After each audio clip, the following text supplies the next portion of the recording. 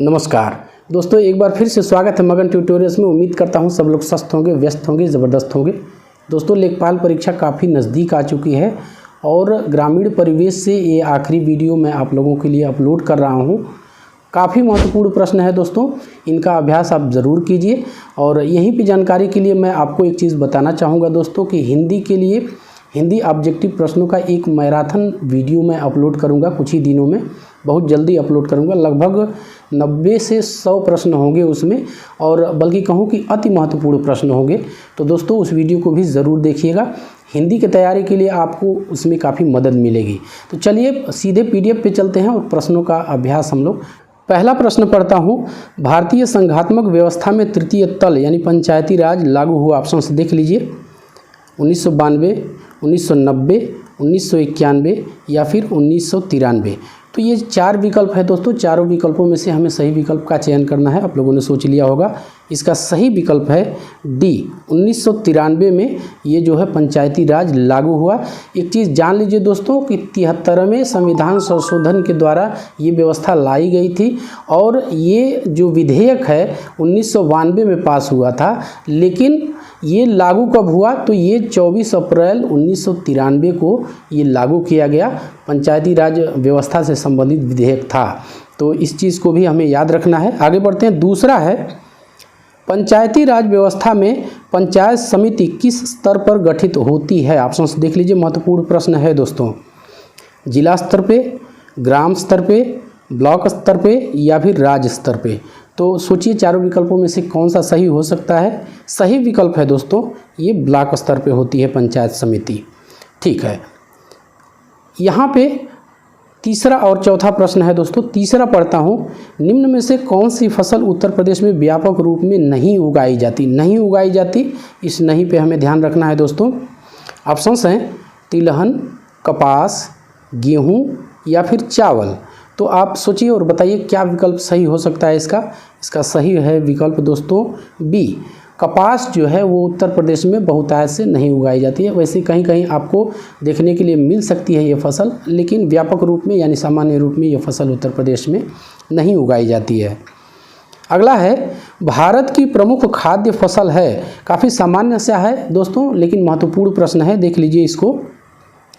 चावल, गेहूँ, दलहन या फिर मकई। तो प्रमुख खाद्य फसल भारत के लिए दोस्तों है चावल। ये पूछा जाता है और जीके में भी आपके काम आ सकता है ये प्रश्न, तो याद रखिएगा इसको, चावल प्रमुख खाद्य फसल है। आगे बढ़ते हैं। पांचवा और छठा प्रश्न है दोस्तों। पांचवा पढ़ता हूँ। यहाँ पे ज्ञान दीप शिक्षा योजना उत्तर प्रदेश में कब लागू हुई। तो ऑप्शन से देख लीजिए, सितंबर 2000 में, सितंबर 2002 में, अक्टूबर 2001 में या फिर दिसंबर 2002 में। तो इन चारों विकल्पों में से हमें सही विकल्प का चयन करना है दोस्तों। मैं आपको सही विकल्प बता देता हूँ, ये है बी, ज्ञान दीप शिक्षा योजना सितंबर 2002 में लागू हुई थी दोस्तों। और ये योजना संबंधित किससे है ये भी जान लीजिए। टेक्निकल एजुकेशन के लिए जो लोन की व्यवस्था होती है उसी से ये संबंधित योजना है दोस्तों।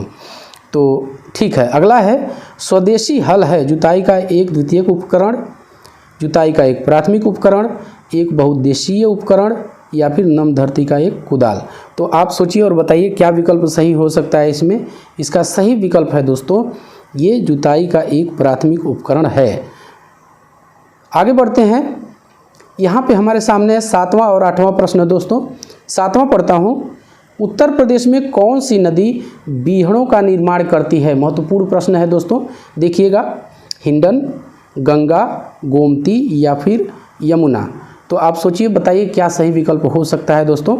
इसका सही विकल्प है डी, यमुना नदी बीहड़ों का निर्माण करती है। 8वां है, भूमि की पैमाइश कौन सा विभाग करता है। ऑप्शन से देख लीजिए, भू प्रबंध विभाग, शिक्षा विभाग, राजस्व विभाग या फिर सिंचाई विभाग। दोस्तों बिल्कुल दिमाग में बैठा लीजिए इस प्रश्न को, महत्वपूर्ण प्रश्न है सी, ये पैमाइश का काम राजस्व विभाग करता है। आगे बढ़ते हैं। यहाँ पे 9वां प्रश्न है दोस्तों। 9वां पढ़ता हूँ। राष्ट्रीय विकास परिषद का सचिव कौन होता है। ऑप्शन से देख लीजिए, सचिव वित्त मंत्रालय, सचिव योजना आयोग, सचिव वित्त आयोग या फिर सचिव कृषि मंत्रालय। तो इन चारों विकल्पों में से हमें सही विकल्प का चयन करना है दोस्तों। सही विकल्प है सचिव योजना आयोग। तो इस चीज़ को याद रखना है, जो योजना आयोग के सचिव होते हैं वही जो है राष्ट्रीय विकास परिषद के भी सचिव होते हैं दोस्तों। ठीक है, आगे बढ़ते हैं। यहाँ पे 10वां और 11वां प्रश्न हम देख सकते हैं दोस्तों एक साथ। 10वां पढ़ता हूँ।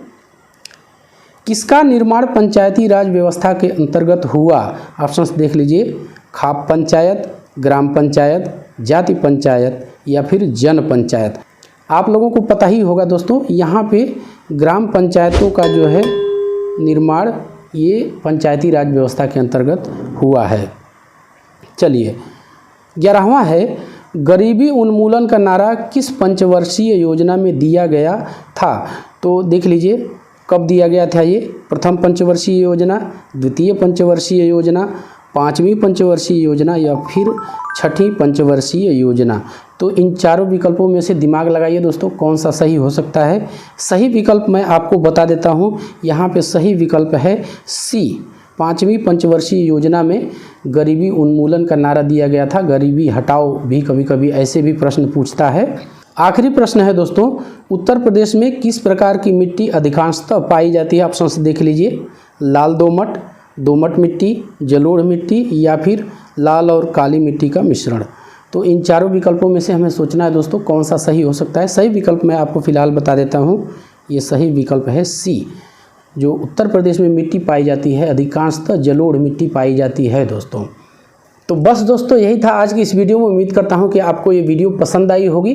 और चलते चलते एक रिक्वेस्ट रहेगी दोस्तों कि आप मगन ट्यूटोरियल्स के परिवार को बड़ा करने में हमारी मदद कीजिए।